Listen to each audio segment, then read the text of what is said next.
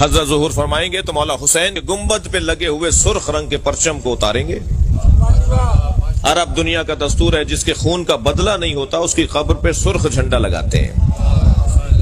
امام حسین کے گنبد پہ جو سرخ رنگ کا جھنڈا لگا ہوا ہے نا، پرچم لگا ہوا ہے، وہ اسی لیے لگا ہوا ہے کہ ابھی خون کا بدلہ باقی ہے، اور بدلہ لینے والے صاحب وارث مولا کا فرزند، اور ایسا عظیم فرزند کہ جن سے مولا کو، خود مولا حسین کو اتنا پیار ہے کہ جب ظہور فرمائیں گے نا امام مہدی تو رجعت سے حسین دوبارہ اٹھائے جائیں گے، اور عالمی سطح پر امام حسین کی حکومت ہوگی۔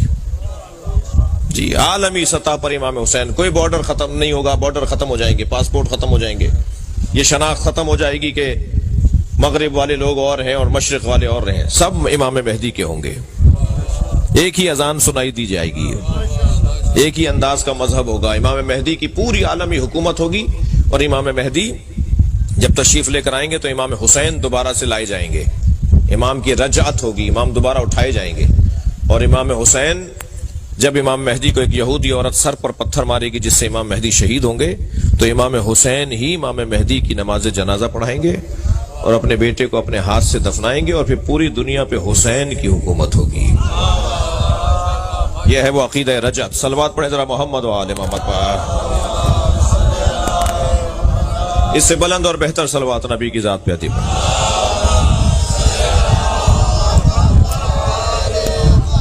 لہذا اب اتنا آئیڈیل دور، اتنا پسندیدہ دور، اتنا بہترین ماحول کہ جب امام حسین کے ہاتھ میں پوری کائنات ہوگی۔ جی ویسے تو ابھی بھی ہے، مگر مراد ہماری سماجی اختیارات ہیں، ابھی تو دلوں پر اختیارات ہیں نا، پھر بدنوں پر بھی اختیارات ہوں گے، پھر محلوں پر بھی، شہروں پر بھی، ملکوں پر بھی، کائنات پر امام حسین کے اختیار کا اظہار ہوگا۔ اسے کہتے ہیں عقیدہ رجعت۔ میں ان بچوں کے لیے عرض کر رہا ہوں، اس زمانے کے لوگوں کی صفات کیا ہیں۔ اس زمانے کے سب سے پہلے تو اللہ نے یہ بات واضح کر دی کہ آخری زمانے میں دین کو بچانا بہت مشکل ہوگا، دین بچانا بہت مشکل ہے۔ بہت بڑا کارنامہ ہے ان لوگوں کا جو آج کے زمانے میں نماز پڑھتے ہیں، بہت بڑا کارنامہ ہے ان لوگوں کا جو آج کے زمانے میں مجلس میں آ کے بیٹھتے ہیں۔ جتنا مجمع یہاں بیٹھا ہے الحمدللہ بہت بڑا مجمع ہے، لیکن اس سے 2 برابر مجمع ہوگا جو نہیں آیا۔ جی اس سے 2 برابر مجمع ہوگا جو ان کو پتا ہے کہ مجلس ہو رہی ہے پھر بھی وہ نہیں آیا۔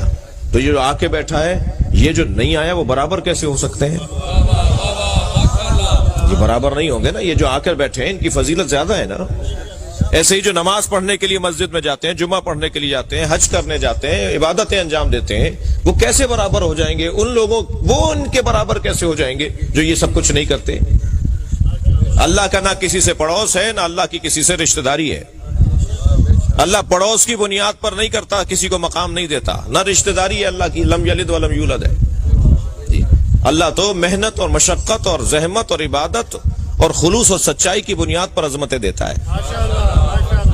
کوئی ضروری نہیں ہے کوئی 5 لاکھ روپے خرچ کرے تو زیادہ معتبر ہو جائے، اور کوئی 5 روپے خرچ کرے تو اس کا اعتبار کچھ نہ رہے۔ اللہ کے ہاں گنا نہیں جاتا، تولا جاتا ہے۔ وہ یہ دیکھتا ہے کون میری خاطر کام کر رہا ہے۔ کیا معلوم وہ ککڑی بیچنے والے کی 2 ککڑیاں جو اس نے کسی عزادار کو کھلائی ہو، وہ کسی کی دیکھ کھلانے سے زیادہ ثواب رکھتی ہو۔ خبردار۔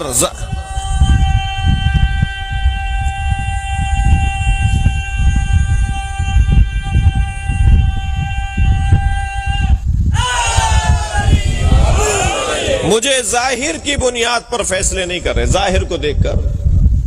خبردار، ظاہر پر فیصلہ نہیں ہوگا، باطن پر اور خلوص نیت پر فیصلہ ہوگا۔ اور جو میرے ہاتھ میں نہیں ہے کہ میں کسی کا فیصلہ کروں، کیا معلوم وہ سچا ہو اور میں سوچا ہوا ہوں کہ سچا نہیں ہے۔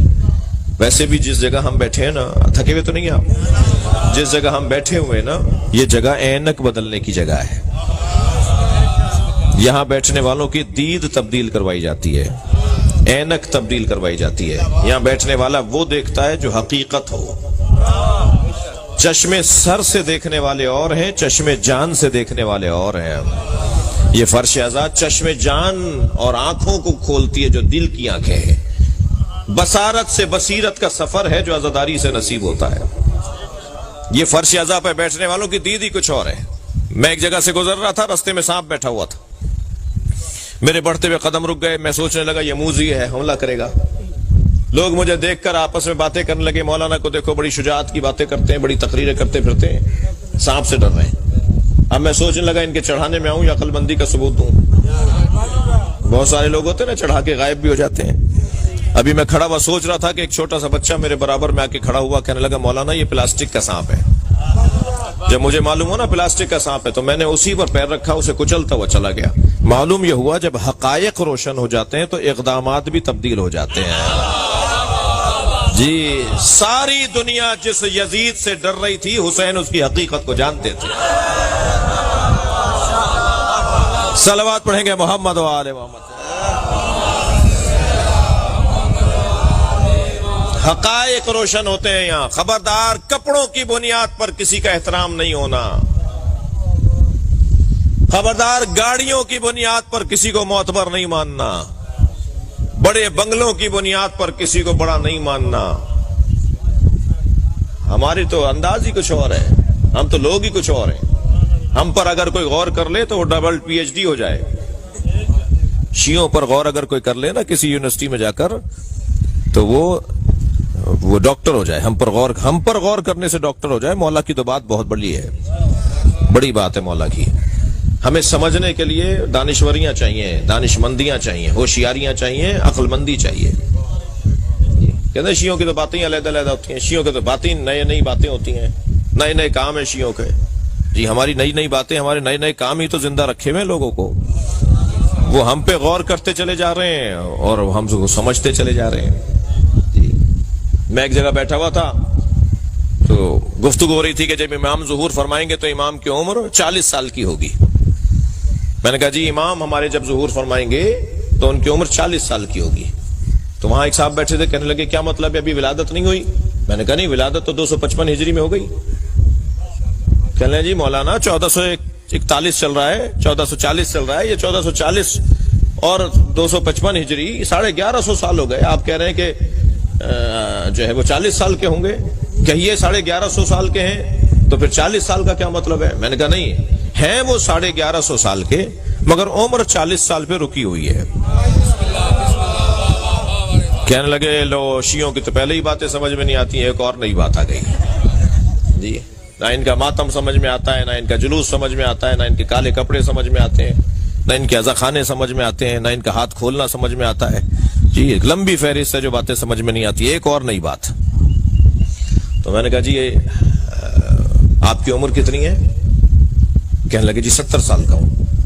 میں نے کہا کبھی چہرے کو جا کے آئینے میں دیکھیے۔ اللہ نے 70 سال پہلے جب آپ کو ماں کے شکم سے دنیا میں بھیجا تھا تو سر کے بال دے کر بھی بھیجا تھا اور بھووں کے اور پلکوں کے بال بھی اللہ نے ماں کے شکم سے بنا کر بھیجے تھے۔ 70 سالوں میں اگر آپ نے سر کے بال نہ کاٹے ہوتے تو اب تک ایڑیوں تک آ گئے ہوتے، مگر 70 سالوں میں کبھی آپ نے بھووں کو نہیں کاٹا اور پلکوں کو نہیں کاٹا۔ ایک کی عمر بڑھ کر بتا رہی اللہ بڑھاتا ہے، ایک کی عمر رک کر بتا رہی اللہ روکتا ہے۔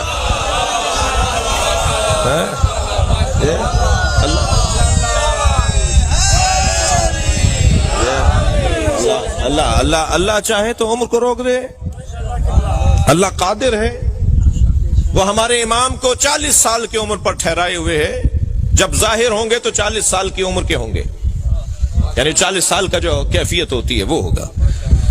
تو عزیزان گرامی، ہم تو جو یہاں بیٹھنے والے کی میں بات کر رہا تھا کہ دید ہی کچھ اور ہے۔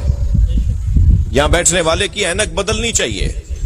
بھئی 2 گھنٹے تک اگر کوئی گلاب بیچنے والے کی دکان پہ بیٹھے تو 4 گھنٹے تک اس کے اندر سے گلاب کی خوشبو آتی ہے۔ جو 60 سال سے حسین کر رہا ہو اس میں حسین کی سیرت کی جھلک کیوں نہیں آئے گی؟ اس کے رویے بدلے ہوئے کیوں نہیں ہوں گے؟ اس کا انداز تبدیل کیسے نہیں ہوگا؟ وہ جب چل رہا ہوگا تو چال بتائے گی کہ حسینی جا رہا ہے، اس کا اقدام بتائے گا کہ حسینی ہے، اس کے طور طریقے بتائیں گے کہ یہ اہل بیت کا چاہنے والا ہے۔ اہل بیت کے چاہنے والوں کی طریقہ زندگی کچھ اور ہوتا ہے۔